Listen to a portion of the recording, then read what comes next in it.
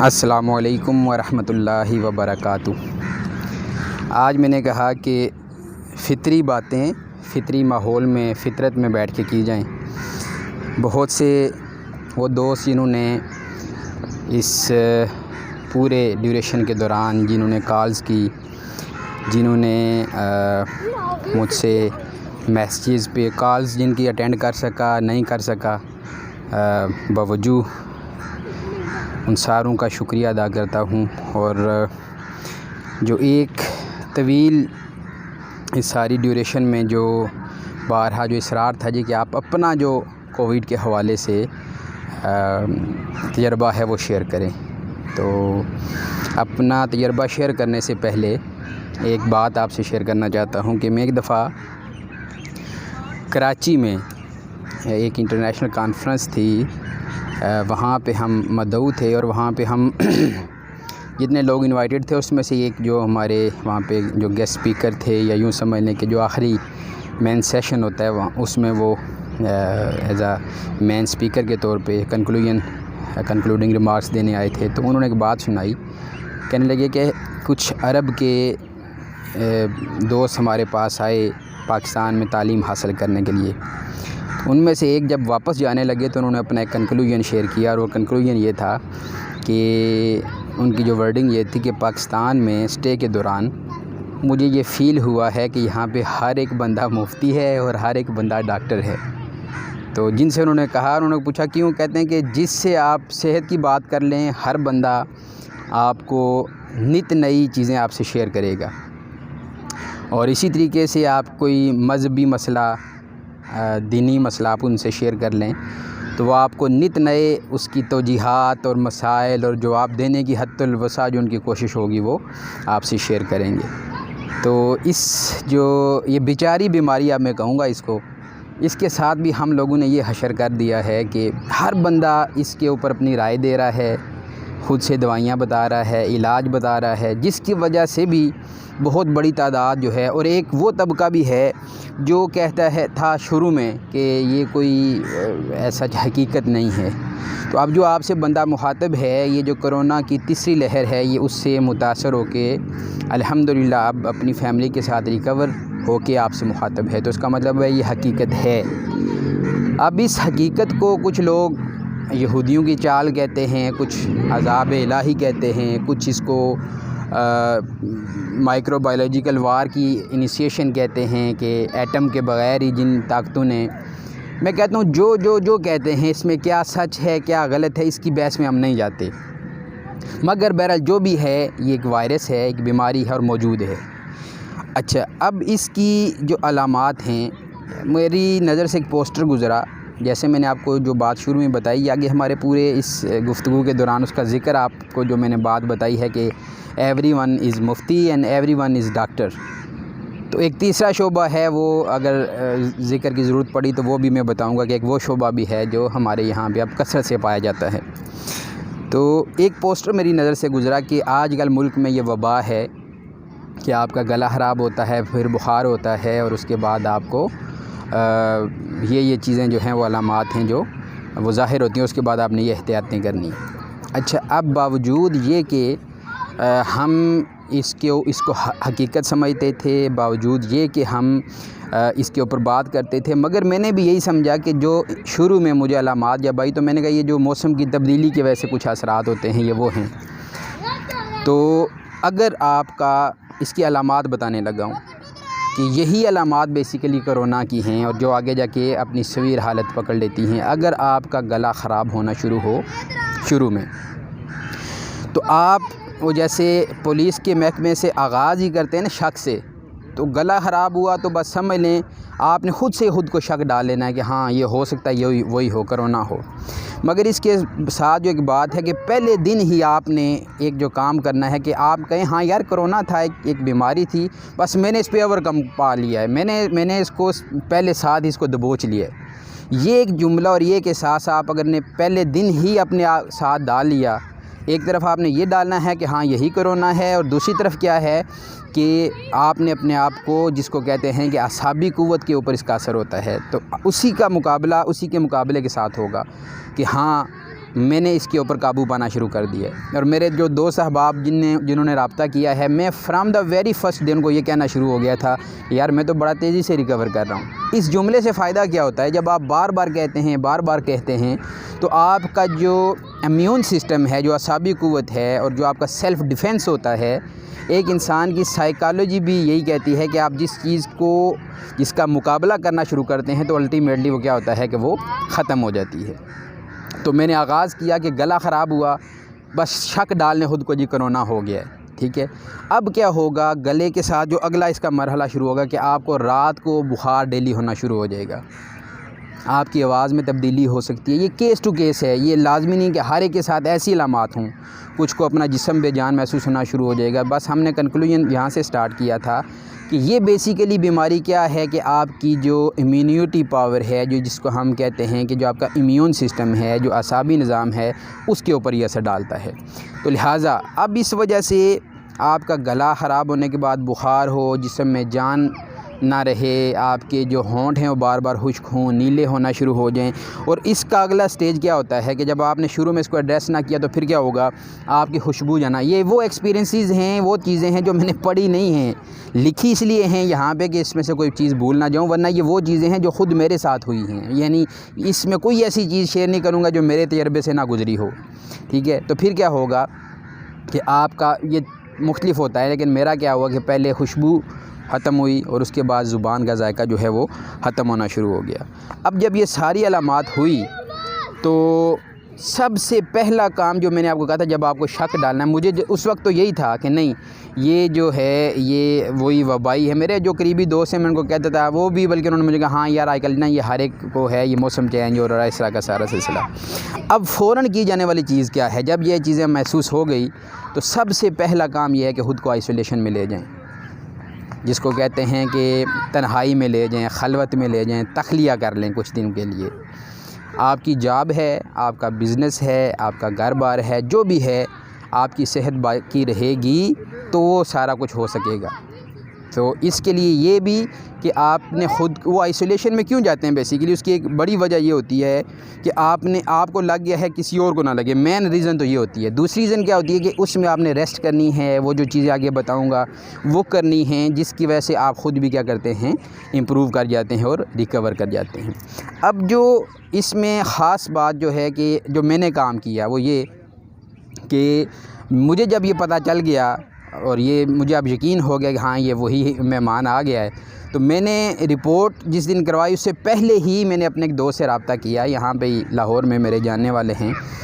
तो उनको मैंने कहा, उन्होंने कहा यार ये तो कोई मसला ही नहीं है, मेरे दो तीन दोस्त हैं उनका भी ये हुआ था और उनको ट्रीटमेंट हुई है, और बड़े नॉर्मल से अंदाज़ में उसने बताया। और उसने कहा जी आप भी जाएँ, फ़लाँ डॉक्टर हैं उनसे मिलें और वो आपसे उनसे मेडिसिन लेना शुरू कर दें।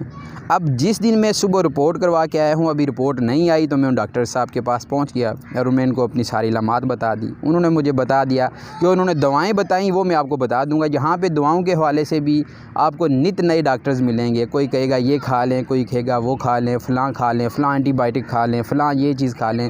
देखें हर बंदे की जो बॉडी केमिस्ट्री है वो डिफरेंट है, हर एक की असाबी क़ुव्वत डिफरेंट है। तो सिवाय किसी, जब तक आप किसी स्पेशलाइज्ड डॉक्टर से ना मिलें, ख़ुद से कोई चीज़ शुरू ना करें।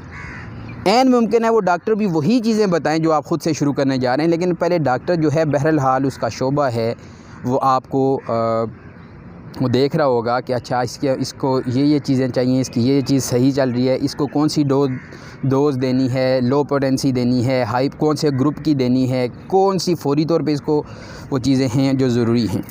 तो मैंने जब रिपोर्ट करवानी, यानी रिपोर्ट सुबह आनी थी, तो मैं रात को चला गया। अब उस वक्त मेरी ये पोजीशन बन गई थी कि मेरा जायका ख़त्म हो चुका था, खुशबू ख़त्म हो चुकी थी, जिस्म में जान जो है वो बिल्कुल जिसको कहते हैं कि बेजान सा फ़ील होना शुरू हो गया, और बुखार जो है वो शिद्दत से हर रात को जो है वो होना शुरू हो गया। तो अब इस सारी बात के बाद जब मैं यानी वो रात जिस वक्त मैं डॉक्टर के पास गया हूँ, अब मेरे वो फेफड़ों तक काम पहुँच गया था और मेरा सांस बिल्कुल बंद होना शुरू हो गया। सांस यानी मुझे लेने में दुश्वारी। अब मैंने मास्क भी पहना हुआ है, ठीक है, तो वो दुश्वारी आना शुरू होगी। लेकिन जो ही वो मैंने जब जो प्रेस्क्रिप्शन पे उन्होंने मुझे जो डोज़ लिख के दी, जो मैं इंशाल्लाह लिंक्स में आगे डिस्क्रिप्शन में लिखूँगा भी, मगर साथ इसके ये बता रहा हूँ कि ये शुरू करने से पहले किसी कंसल्टेंट को, किसी डॉक्टर को, किसी फ़िज़िशियन को लाजमी आप उनसे ये कंसल्ट करें। तो मैंने जब उन्होंने दवाई दी, मैंने पहली डोज़ ली। अब ये हुआ कि मुझे फ़ील हुआ कि यस मेरा बुखार उतरना शुरू हो गया, मुझे सांस में बेहतरी आ गई है। फिर मैंने सुबह डोज़ ली तो मुझे फ़ील हुआ कि यस मुझे इस दवाई को, वैसे एलोपैथिक दवाइयों पे आम तौर पे यही होता है इंसान के, यार ये रिएक्शंस करेगी, ये और बीमारियां पैदा करेगी, ये करेगी, वो करेगी। कुछ चीज़ें वो जेन्युइन भी होंगी, मगर जब आपको एक मसला शुरू हो गया है तो आपको फ़िलहाल उसको देखना है। इवन दैन मेरे एक जानने वाले डॉक्टर हैं, वो कहते हैं ये जो आम सिंपल हम डिस्प्रिन लेते हैं तो इसकी भी अगर हम जो ये मज़ीद जो चीज़ें क्रिएट करती है अगर उसको देखा जाए तो फिर हम इसको इस्तेमाल ही ना करें, मगर वो जहाँ पे जो उसके फ़ायदे हैं उसको देखते हुए।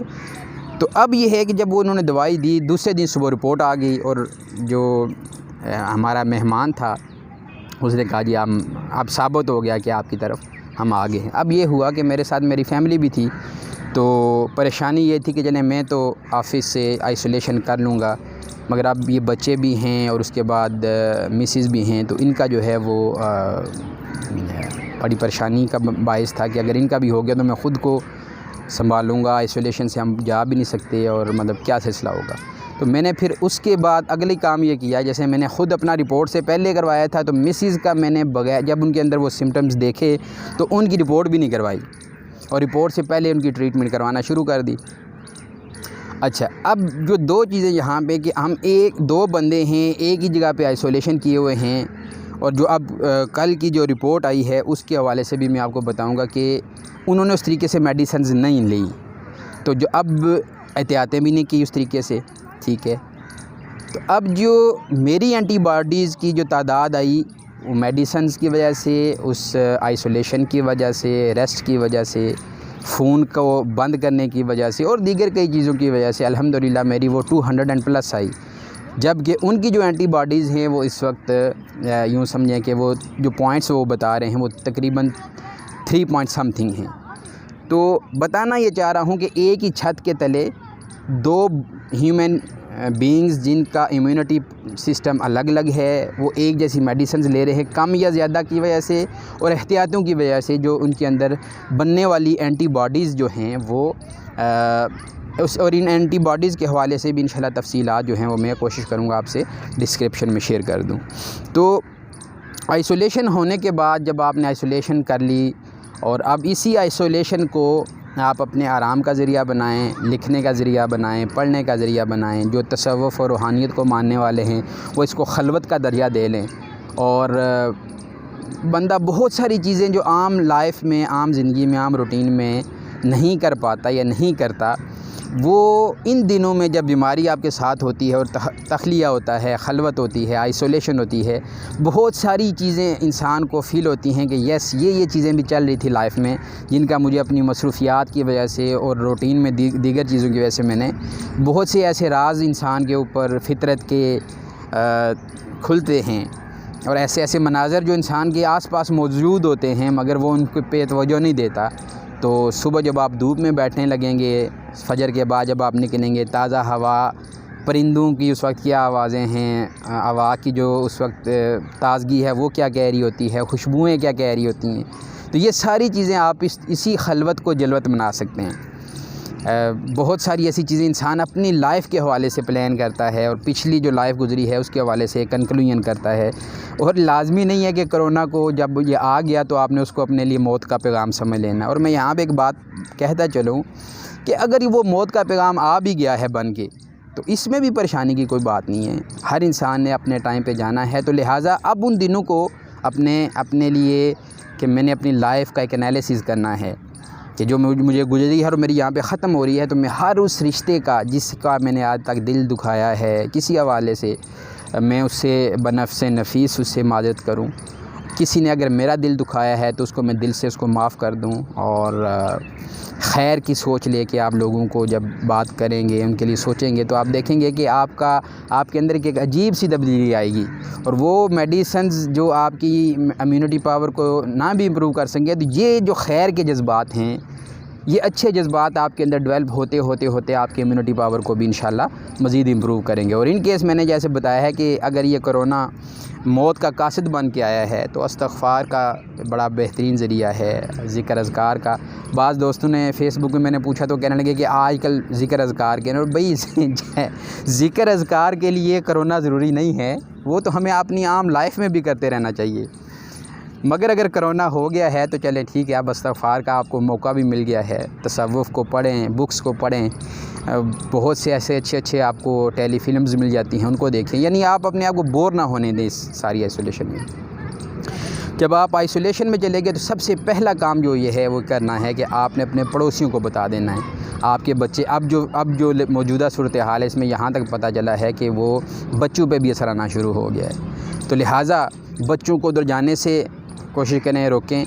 उनके बच्चों को इधर आने से उनको पहले से बता दें। यहाँ पे हमारे कुछ लोग डर जाते हैं कि अगर मैंने सोसाइटी में, फैमिली में, ओस पड़ोस में, अपनी जॉब जो प्लेस है, वर्क प्लेस है, वहाँ पे मैंने अगर ये बता दिया कि मुझे कोविड है तो शायद मुझसे लोग नफ़रत करेंगे या मुझे गवर्नमेंट वाले उठा के चले जाएंगे। तो बंदा खुदा, गवर्नमेंट्स के पास इतनी जगह नहीं है कि वो आप हर एक बंदे को उठा के ले जाएं और अपने जहाँ पे जाके उनको आइसोलेशन के लिए जो है वो हॉस्पिटल दें, और मतलब इस तरह की सारी सहूलियात हैं।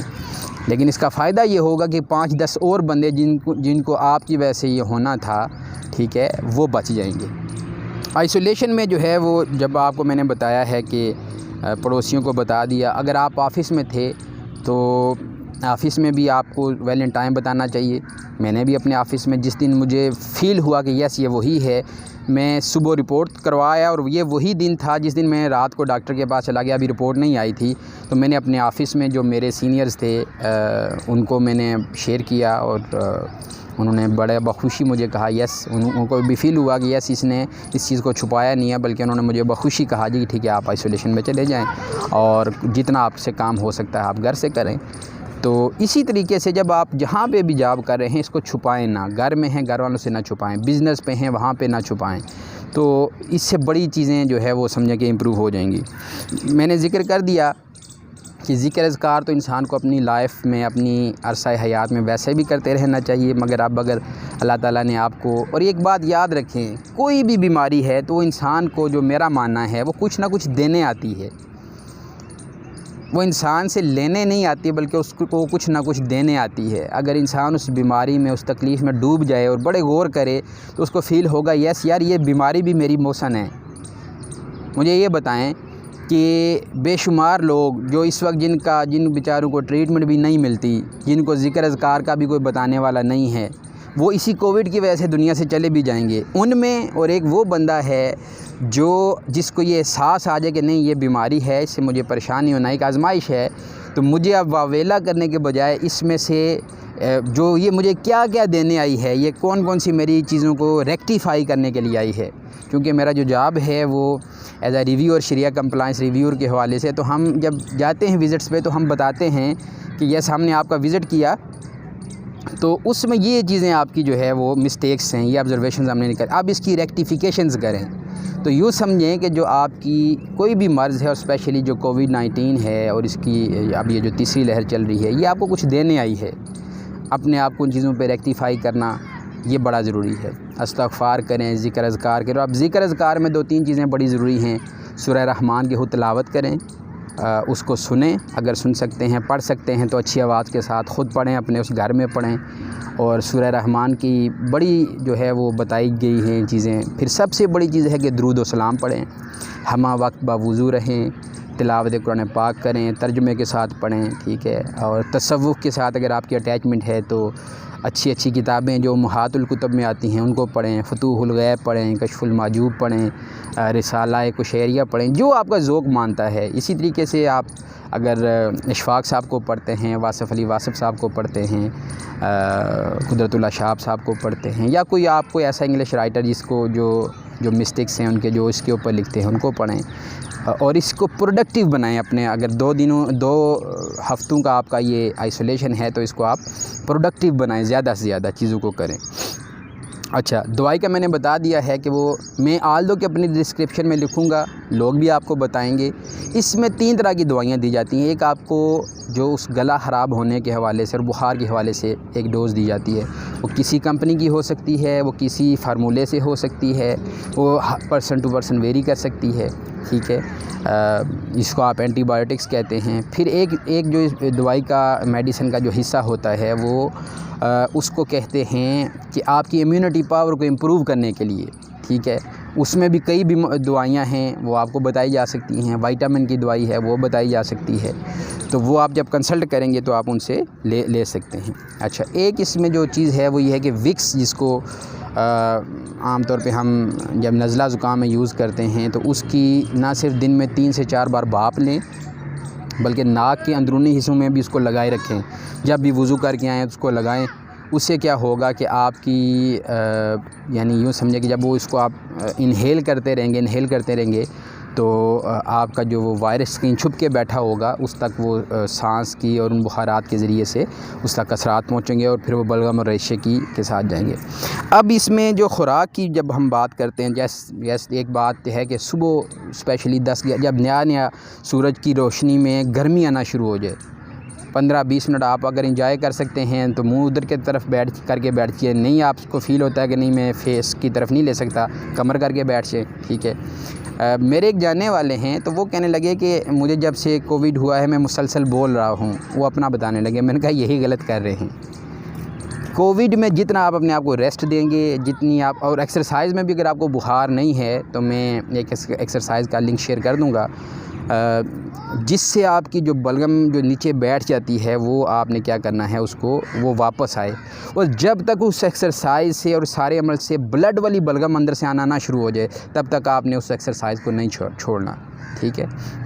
अच्छा, अब जब ये सारी चीज़ें हो गई तो फिर इससे क्या होगा, जैसे मैंने बताया कि अलामात का बता दिया आपको, मैंने जो अद्वियात हैं उनका बता दिया। और उसके साथ फिर ये है कि एक बड़ी चीज़ हम अक्सर डॉक्टर से पूछें, डॉक्टर साहब परहेज़ क्या है इसका, तो इवन देन जब आप कोविड की बात करते हैं तो इसमें मेन चीज़ें 2 हैं आपकी। मैंने आपको बताया है कि इम्यूनिटी पावर कितनी स्ट्रांग है कम बैक करने के लिए, ये बड़ा ज़रूरी है। और दूसरी बात ये है कि जैसे स्ट्रेस वाली चीज़ें हैं, डिप्रेशन वाली चीज़ें हैं, उनको अवॉइड करें। वो ऐसी अवॉइड होगा, फ़ोन बंद कर दें मुसलसल। और बहुत कोई ज़रूरी है उसके लिए किसी को सोशल मीडिया के बेशुमार हमारे फ़ोरम्स हैं, वो कोई एक अपने ऑफ़िस में उसकी एक्सेस दे दें, किसी और को दे दें।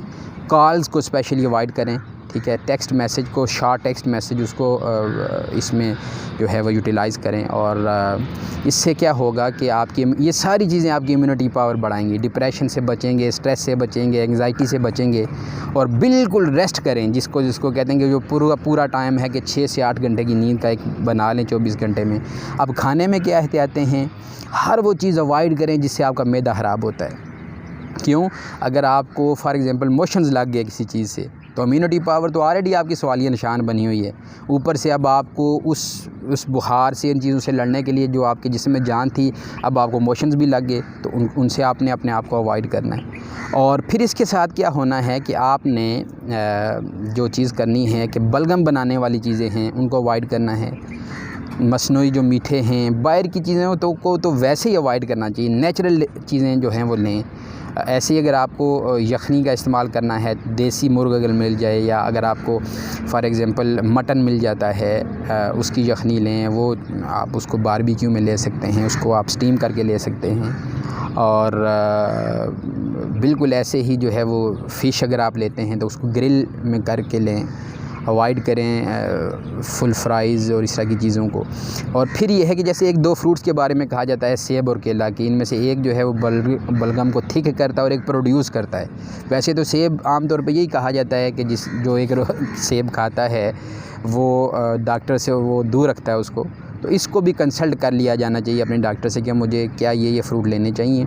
जैसे सिट्रस फूड जो हैं आपके, माल्टा है, चकोतरा है, मौसमी है, इस तरह के रस वाले फूड्स हैं वो लें। और मीठे को अगर आप चीनी को अवॉइड करना चाहते हैं, खजूर लें अच्छी, उससे आपको ताकत आएगी, ठीक है। दूध अगर आपको बलगम क्रिएट नहीं करता, हर बंदे का डिफरेंट हिसाब है, वो दूध भी ले, ठीक है। इसके साथ जो कैल्शियम की जो दी जाती हैं दिन में 1-2 दफ़ा वो लें, ताज़ा पानी लें, ताज़ा हवा लें, और घर की रोटी देसी गंदम को यूज़ करें। और जितना ज़्यादा मैंने आपको बताया है कि बाज़ार की चीज़ों से इवन देन जो यूँ समझ लें कि ऐसी चीज़ें जो आपको फ़ील होगा कि ये भी मुझे खा लेनी चाहिए, ये भी खा लेनी चाहिए, इसकी बजाय जो नेचुरल हैं उनको ला के, और अगर घर में कुछ ऐसा कर सकते हैं तो उसको यूटिलाइज़ करें। अब इसमें यूँ समझें कि एहतियातें क्या हैं। एक बात याद रखें कि ये कोविड-19 की जो तीसरी लहर आई है, आपने देखा होगा कि जिनको हुआ है नहीं हुआ उनको वैक्सीनेशन हो रही है। ऐसे ही जिनको कोविड हुआ है, इसका ये लाजमी नहीं है कि उसको दोबारा नहीं होगा, वो बरिउज़िम्मा हो गए, नहीं। इसमें यूँ समझ लें कि बड़ी एहतियात की ज़रूरत है, ये दोबारा भी हो सकता है। मैंने अपने जो मेरे डॉक्टर हैं उनसे मैंने कंसल्ट किया तो मैंने कहा जी ये दवाई कितने अरसे की, उन्होंने कहा जी ये 3 माह तक भी इस्तेमाल करना पड़ सकती है। बस उसमें शायद एंटीबायोटिक ख़त्म कर देते हैं, विटामिन की, कैल्शियम की, और जो इम्यूनिटी पावर को लड़ने के लिए जो चीज़ें होती हैं वो कंटिन्यू आप कर सकते हैं। और वो ऐसी दवाइयाँ हैं जिसको आप अपनी लाइफ में वैसे भी कंटिन्यू कर लें तो उसका कोई नुकसान नहीं है। इन द सेंस वैसे तो कहते हैं कि एलोपैथिक को ज़्यादा यूज़ नहीं करना चाहिए, लेकिन जो लोग एलोपैथिक यूज़ करते हैं तो वो उन दवाइयों को नॉर्मली भी यूज़ करते रहते हैं अपनी इम्यूनिटी पावर के लिए, अपनी आसाबी क़ुव्वत के लिए और इन सारी चीज़ों के लिए। अब दूसरी एहतियात क्या करनी है, वो ये करनी है कि मास्क लाजमी पहने, हुआ है कोविड नहीं हुआ, बाद में भी हुजूम में जाने से गुरेज़ करें, जनाज़ों पे, शादियों पे, और अगर जहाँ पे जाते हैं आपके बच्चे जहाँ पे जाते हैं वापसी पे उनके हाथ मुँह धोएं, ख़ुद मास्क का इस्तेमाल करें, गाड़ी में बैठते उठते वक्त सैनिटाइज़र का इस्तेमाल करें, डिटोल पास रख लें, उसका एक होम मेड जो है वो सैनिटाइज़र बना लें। साबुन का जब आप यानी जो ही उतरें उसको धो लें, एक अपने जो आपका सफ़र में है तो अपने साथ रख लें ये चीज़ें।